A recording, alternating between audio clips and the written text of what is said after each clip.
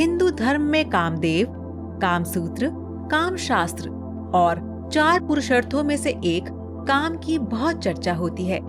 खजुराहो में कामसूत्र से संबंधित कई मूर्तियां हैं। अब सवाल ये उठता है कि क्या काम का अर्थ सेक्स ही होता है? नहीं, काम का अर्थ होता है कार्य, कामना और कामिच्छा से। वह सारे कार्य जिससे जीवन आनंददायक, सुखी, शुभ और सुंदर बनता है, काम के अंतर्गत ही आते हैं। धर्म, अर्थ, काम और मोक्ष। आपने कामदेव के बारे में सुना या पढ़ा होगा। पौराणिक काल की कई कहानियों में कामदेव का उल्लेख मिलता है। जितनी भी कहानियों में कामदेव के बारे में जहाँ कहीं भी उल्लेख हुआ है, उन्हें पढ़कर एक बात जो समझ में आती है वो ये कि कामदेव का संबंध प्रेम और कामेच्छा से है। लेकिन असल में कामदेव है कौन? क्या वह एक काल्पनिक भाव है जो देव और ऋषियों को सताता रहता था, या फिर वह भी किसी देवता की तरह एक देवता थे? आइए जानते हैं कामदेव के बारे में रहस्य। स्वागत है दोस्तों आपका हमारे चैनल समय चक्र में। प्रेम के देवता।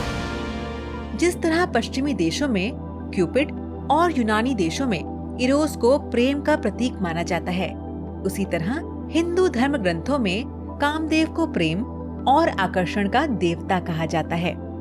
कामदेव का धनुष।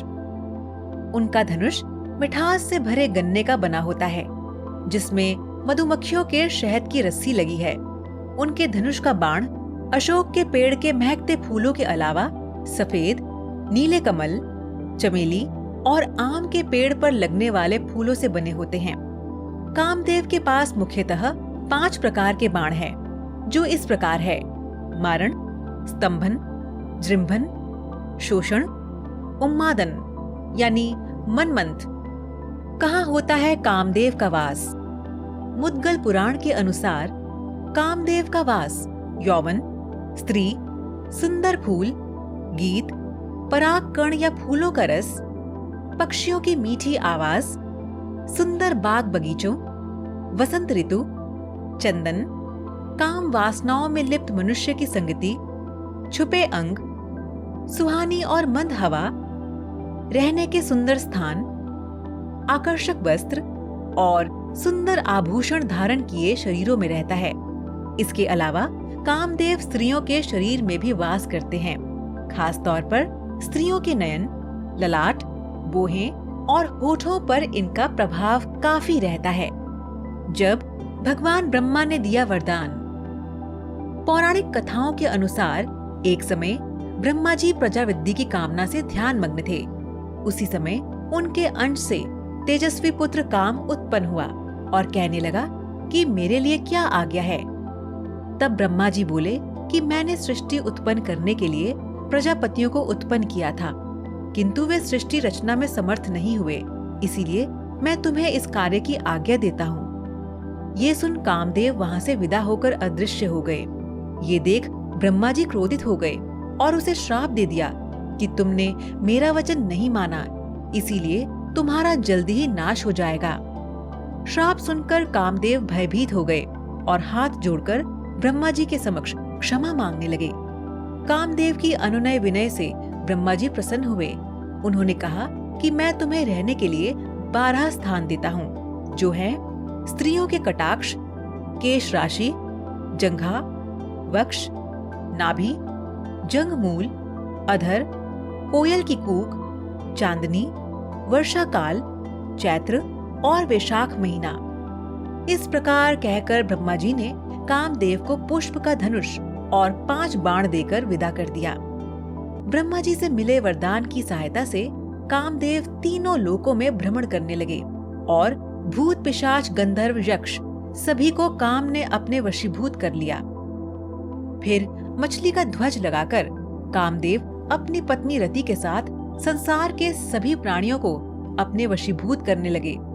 इसी क्रम में वे शिव जी के पास पहुँचे। भगवान शिव तब तपस्या में लीन थे।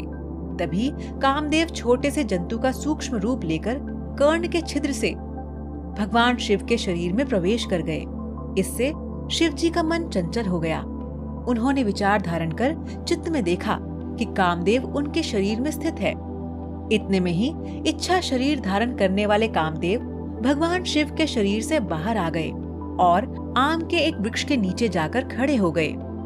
फिर उन्होंने शिवजी पर मोहन नामक बाण छोड़ा, जो शिवजी के हृदय पर जाकर लगा। इससे क्रोधित हो शिवजी ने अपने तीसरे नेत्र की ज्वाला से उन्हें भस्म कर दिया। कामदेव को जलता देख उनकी पत्नी रति विलाप करने लगी।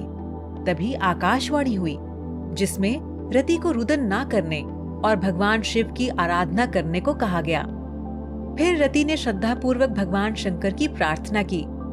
रति की प्रार्थना से प्रसन्न हो शिवजी ने कहा कि कामदेव ने मेरे मन को विचलित किया था, इसीलिए मैंने इन्हें भस्म कर दिया। अब अगर ये अनंग रूप में महाकाल वन में जाकर शिवलिंग की आराधना करेंगे तो इनका उद्धार होगा। और तब कामदेव महाकाल वन में आए और उन्होंने पूर्ण भक्ति भाव से शिवलिंग की उपासना की। उपासना के फल स्वरूप शिवजी ने प्रसन्न होकर कहा कि तुम अनंग शरीर के बिन रहकर भी समर्थ रहोगे। कृष्ण अवतार के समय तुम रुक्मणी के गर्भ से जन्म लोगे और तुम्हारा नाम प्रद्युम्न होगा। तो दर्शकों, आज का सवाल आपके लिए ये है कि क्या आप बता सकते हैं कि खजुराहो मंदिर कहाँ पर स्थित है? आप इसका जवाब हमें नीचे कमेंट बॉक्स में दीजिए। हमें आपके जवाब का इंतजार रहेगा।